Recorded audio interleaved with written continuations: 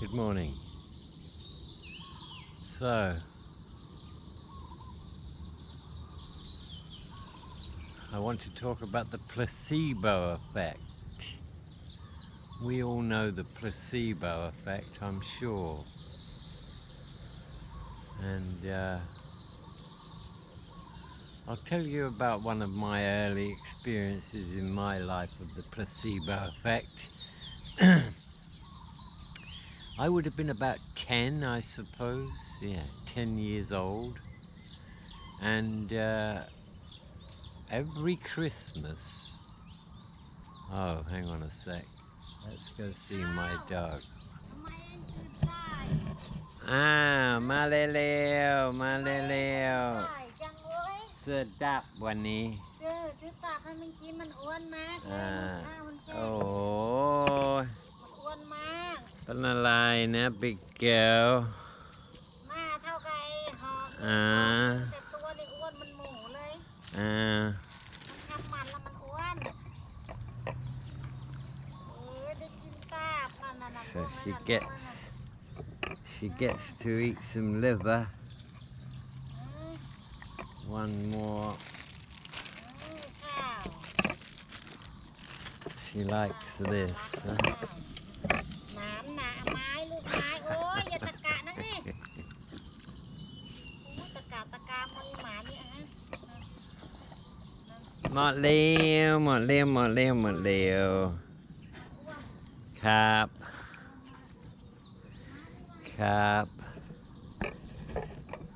She's a good girl. Okay, so where was I? Right, placebo effect. So I was about 10, and my father, my mother, and myself and my sister, we would go to visit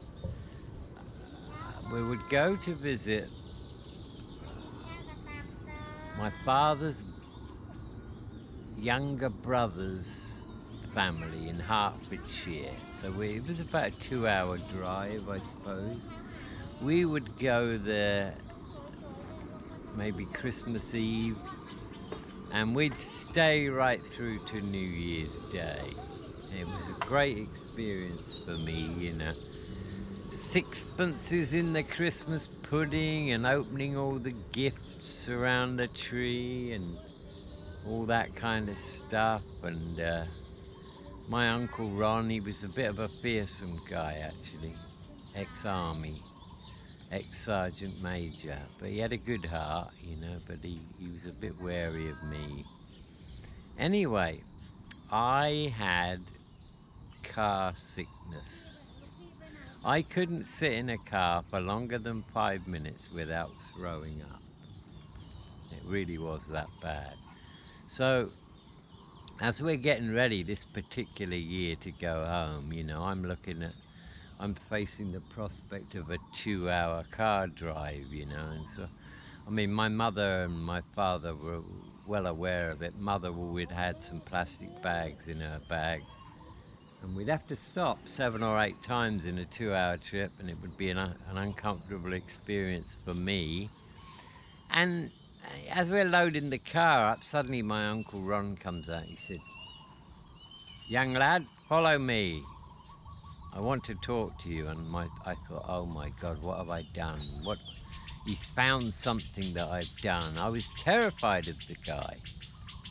Anyway, I follow him into his little study, and he sits me down and he says to me, "My brother, your father's been telling me that you get sick in the car." I said, yeah, it's terrible. He said, "Oh, do you know what causes that?" I said, "No." He said, "Oh, it's a build-up of static electricity in the body." And he opened this drawer and he pulled out this big copper coin. And he said to me, "You see that coin there?" I said, "Yeah." He said, "If you hold that tightly in your hand all the way home in the car, you won't get sick." And I was amazed by this, and I'm like, "Oh wow, great, thanks very much." He said, "Keep the coin, and, you know, you can always give it back to me next year." So that's what happened. I took the coin and I sat in the back as I normally would, clutching this coin like it's the last thing on earth, you know, and guess what? No sickness whatsoever. And I think it would have been about a week after that. We were in the lounge one day, and my father says to me, "Oh, by the way," says he, "you know what your Uncle Ron told you about the coin?" I said, "Yeah, that's great." He said, "It's absolute rubbish. It's lies. It's not true." "What do you mean it's not true?" "It must be true. It worked." And my father says to me, "It was your belief that it would work that made it work." So, what does that tell us about the placebo effect? It tells us that the thing that we are believing in doesn't have to be true. It's the belief, not the reality of it. It's just the belief. And another strange thing is, after that incident, and after being told that none of it was true, I never got car sick again, and I never had to hold a coin in my hand either. That's a bit weird, isn't it? So yeah, the placebo effect. Belief is a very, very powerful thing. And you know, the placebo effect has been proven to be true millions of times. You know, the doctor who has a bit of a hypochondriac patient who's complaining about this and that, and so he just pulls out this little bottle of orange tablets and said, take one 3 times a day after meals, and it will go away. And they take them and it goes away. And all they really had was chalk pills. You know, there was no medication in it. I mean, that's just a classic example of the placebo effect, you know. I'm patting the dog, by the way, my friend down there. She's so big, and it's not from food, it's from being sterilized at a very young age. She likes to eat grass. Hello, cow. Yeah, she's a very nice... Oh, Christ, we're looking at me. We're not even looking at the dog, are we? I got that one totally wrong. There's the dog, look. Yeah. There's the dog.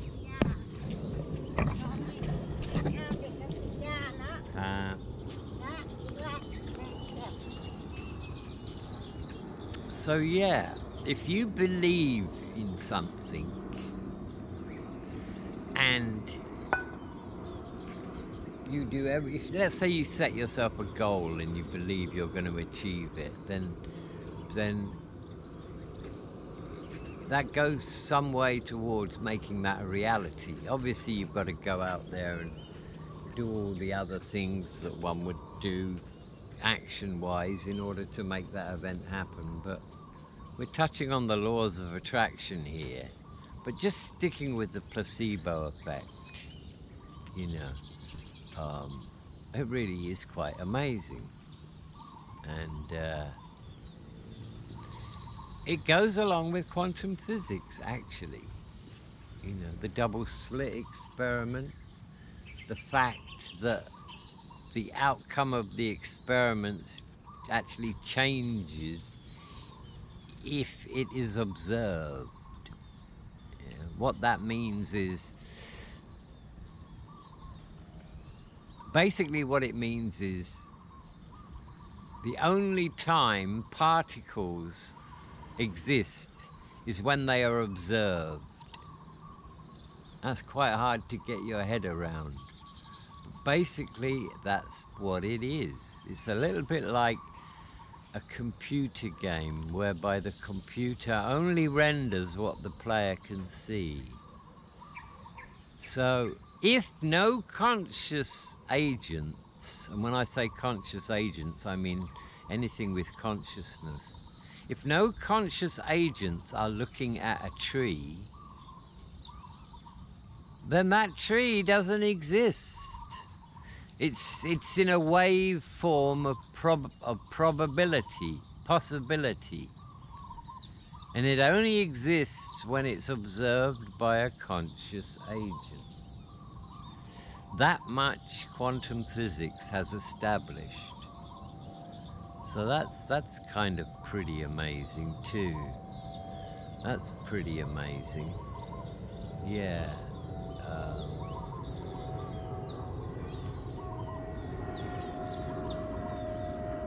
Quantum entanglement. Quantum entanglement.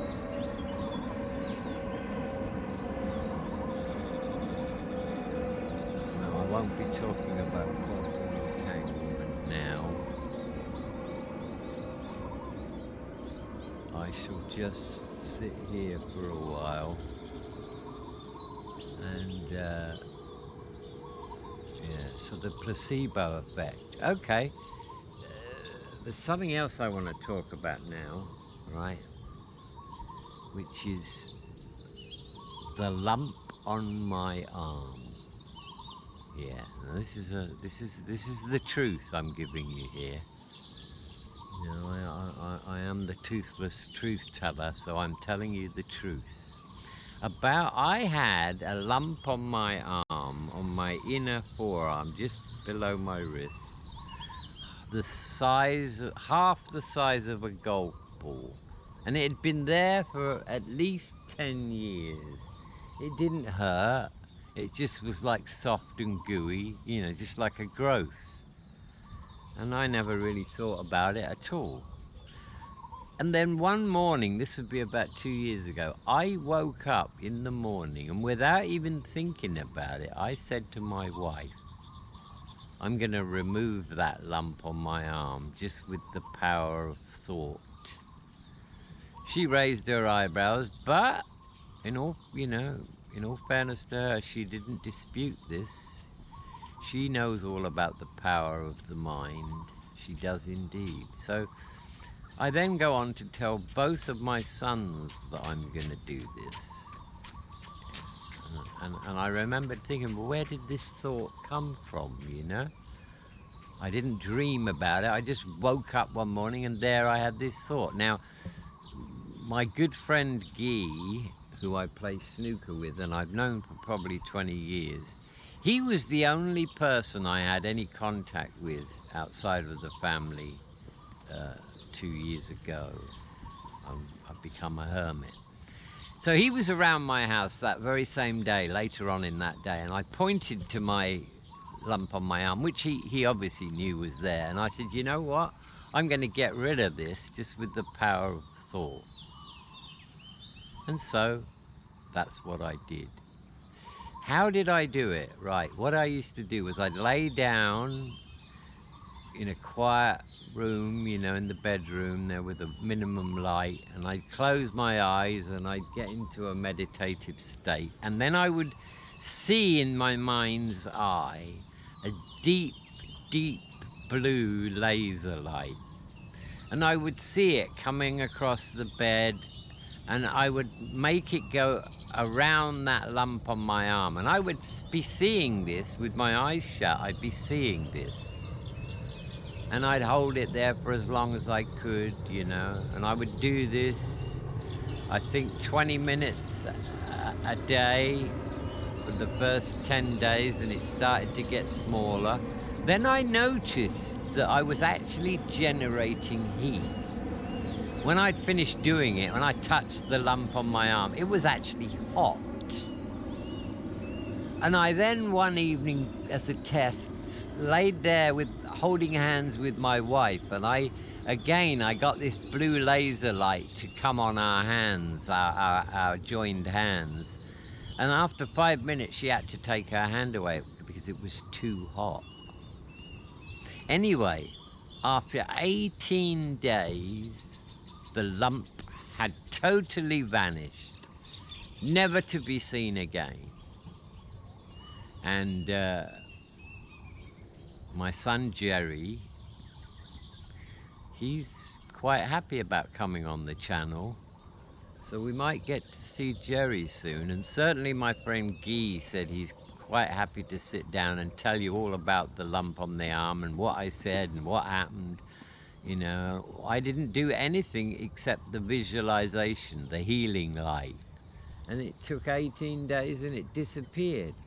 Well, I can tell you that was proof to me, not to anyone else. It was proof to me that I had healing ability.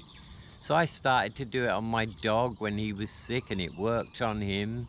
So we didn't have to go to the vet. And I guess that's something that I'm still exploring, is the healing. And I guess it may tie up with the placebo effect, because I had no doubt I was going to remove the lump. I had no doubt I was going to be successful. So, you know, the power of belief. The power of belief is quite amazing. Yeah. So there's still people on their morning walk here. Okay, I'm going to end this now. So this is my friend Guy from Switzerland. Hi Guy. Hello. How long have we known each other now? Nearly 20 years. I think 19 years, yeah. Right. I wanted to ask you about that lump. You remember that lump on my arm? Oh yeah, I remember very well, because it was special when I saw you lump for a few months, few years, and we talked about it, and it was like the size of little chicken eggs, and you say one day, you said, I'm gonna get rid of these lump. I said, oh yeah, how come? You take a doctor to take the water inside away or something like that? And you say, no, I have something else I can do. I want to prove that I can do it with my own mind, with the strength of my mind. So one day you say, with your family was there, I was there, and you say, now I'm gonna go to do it. And at my amazing, after, let's say, after 20 days, suddenly when I come, you show me your arm, and the lump was away. Yeah, it was I gone, cannot believe. I say, how come you do? How come it happened? Yeah. You have it for 10 years and suddenly it goes. And you said you find a nice light, blue light, yeah, that you made in the evening when you were going to sleep, and then you work on it on this lump, and after 10-15 days suddenly I come and you have no more lump. Yeah, I spent about 30 minutes, and I would lay there and I'd close my eyes and I'd see this laser light coming from the ceiling, and I'd make it go over my arm, you know. Yeah. And after a while, even my arm would feel hot. Yeah. And one time I did it with my wife, and we just held hands, and I made the laser light come down on our joined hands, and she had to let go after 10 minutes because she said it was so hot. Okay. So yeah, I'm doing this episode about the placebo effect and the powers of the mind. So I thought I'd get you to just talk about, you know, those couple of years ago when I did that thing to my arm. So thanks very much for You're welcome. talking about that. It's really the example of the power from the mind. Absolutely it is. Thank you. So, consciousness can affect reality. Let's just talk about that for a minute. Dr. Dean Raiden. Dr. Dean Raiden has studied psychic phenomena for 30 years. And his experiments are pretty conclusive. He started with random number generators, okay? They are digital devices that kick out numbers, you know, on a random basis. So what he would do is he would get somebody with psychic ability to sit in a room and just focus on one number, and that number would come up more often than not. He went on to do some other experiments which I think are pretty amazing. He got a number of bottles of water. I'm not sure about the number here, but these are all double-blind tests, double-blind studies. And what he did, he asked a group of Tibetan monks if they would bless 50% of this water. So he produced this water, and he asked them if they would bless the water, and if they would wish that the person who drinks the water would have an elevated mood. So they, you know, the double-blind study went ahead, and they gave out the water, and then they did the questionnaire with the people, and all of the people who received the blessed water reported an elevated mood, and none of the others did. He did the same thing with some chocolate and got alarming results. So that pretty much proves what quantum physics is showing us anyway, that intention is a very powerful thing. And in a way, I guess that's kind of related to the placebo effect. If My Consciousness Survives Death book is well received, and I have another book I'd like to write all about the powers of the conscious mind, telepathy. Telepathy is an amazing thing. Dr. Raiden did studies on identical twins, and you know, he had them in different parts of the world, and he would ask one to think about something and the other one would know what it was. These tests were conclusive, and I think that's because of quantum entanglement. We are all quantumly entangled with people that we know. That's why sometimes, you know, the phone will ring and you'll pick it up and you say, hey, I was just thinking about you. Yeah, I just decided to call you. I don't know why. Well, you know, that's quantum entanglement at work. So Dr. Dean Raiden, R-A-D-I-N, is a very interesting guy, and I thoroughly recommend, if you're into psychic phenomena, go and check out his studies, because he's done some serious experiments and the results are conclusive. He also has another project called the Global Consciousness Project, and this involves people all over the world, because apparently distance doesn't matter, and these people are linking up and doing experiments. I shall put a link to one of Dr. Dean Raiden's videos in the description of this video.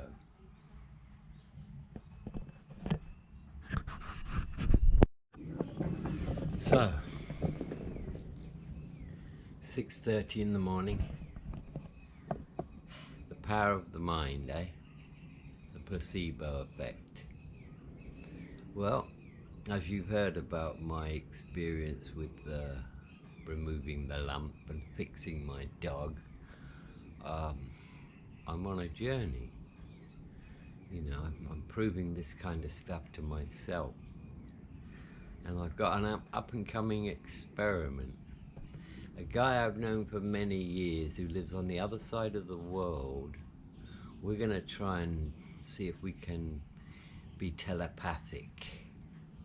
You know, because studies have been done on this, and apparently it makes no difference how far away you are from the other person. Guy called Dean Raiden. I've mentioned him already. Fascinating, you know. That guy, in 30 years, has done more than 25,000 controlled experiments about psychic phenomena. He asked some statistician guys, some stats guys, to work out what would be the chances that his results are just coincidence. And they said it was approximately 32 trillion to 1. So, there is something going on. We are able to communicate. The power of the mind is real. One cannot argue with the placebo effect, you know. I would ask everyone who watches this video to think back in your life where maybe you believed something was going to happen and it did. You quite possibly had a hand in that, you know. I'm a student of the laws of attraction. I use that in my life. How do I use that in my life? Well, I don't have specific goals right now, but I always see myself as being happy, content, being around people I love, being around animals and nature. And I do get problems just like anyone else, but they just come and they go, and I don't worry. That's not something that I lost that a long time ago. Totally fearless. And yeah, so that's pretty much my thoughts on the placebo effect. It is a real thing, and if you think about it, what does it mean? Well, it means that the consciousness can actually manifest reality. That's what it means, and that's the big take-home message. What you think about actually makes a difference. So, you know, the book, Consciousness Survives Physical Death and Reincarnation is Real, still selling okay. I'm selling a few copies a day. I haven't really advertised it yet too much. Links are in the description if you want to go check that one out, along with my other books. Yeah. And I wish you all a wonderful day. And it's a big snooker day for me today. It is the 50th snooker session with my snooker partner, Jerry Carter. And it might even be our last, because next week he flies to the UK. When he gets back, I'll have gone already to Kukan. So, who knows about the future. So anyway, yeah, so it's quite an exciting day for me today. And I'll see you soon.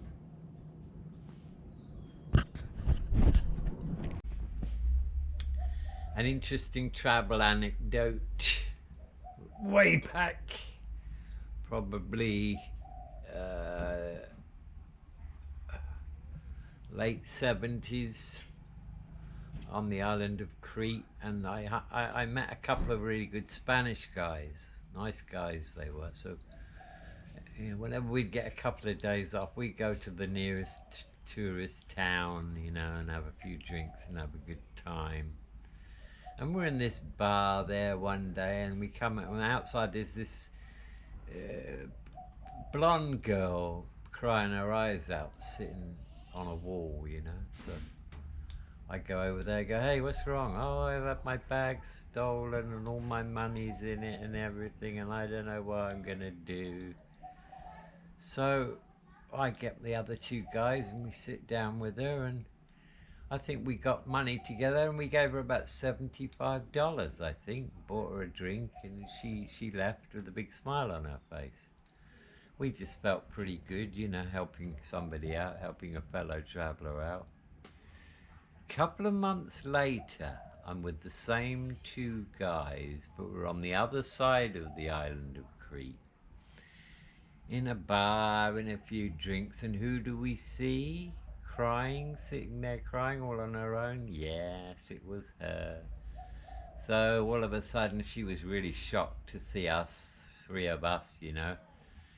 And we grilled her and she came clean and said, well, no, the first time it actually was true, but she got money so easily, she just decided to keep doing it. So we told her that she's got to pay our bar fine, our bill at that bar, and when we've had enough, you know, and if she ever does it again, if we ever catch her again, we'll report her to the police. Boy, was she uncomfortable. But yeah, I wonder if she ever did do it again, or I wonder if she stopped.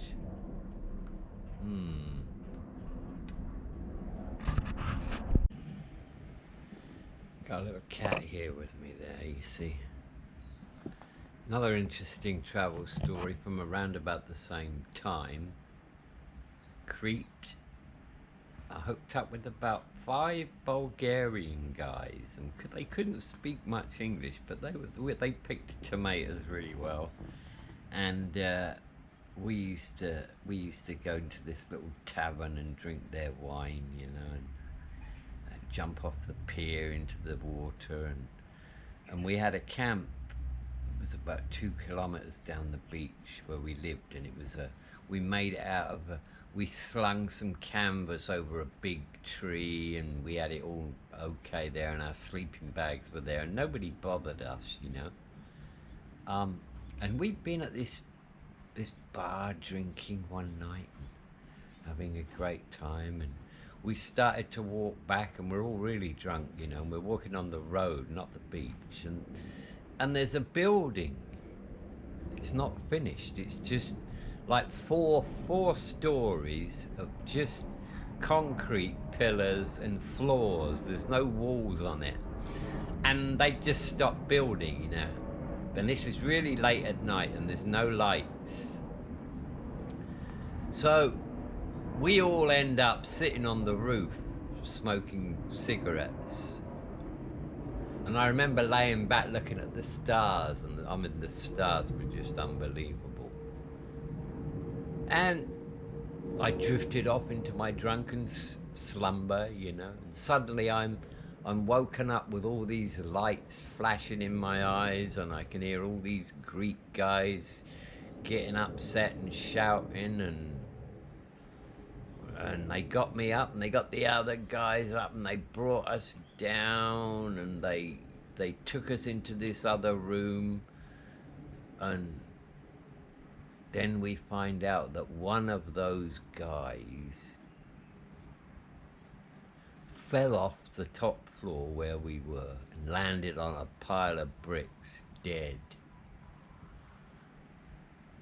And for the next 4 or 5 hours, there's all this confusion. They took us to this police station, bunged us in a cell, all of us in the same cell. We're all hungover. And obviously we know which guy it was. One of them's missing, you know. So I don't know how many hours go by. It was awful. They only gave us water. Suddenly this rather large Greek guy comes in, and he's not wearing police uniform, but he speaks some English.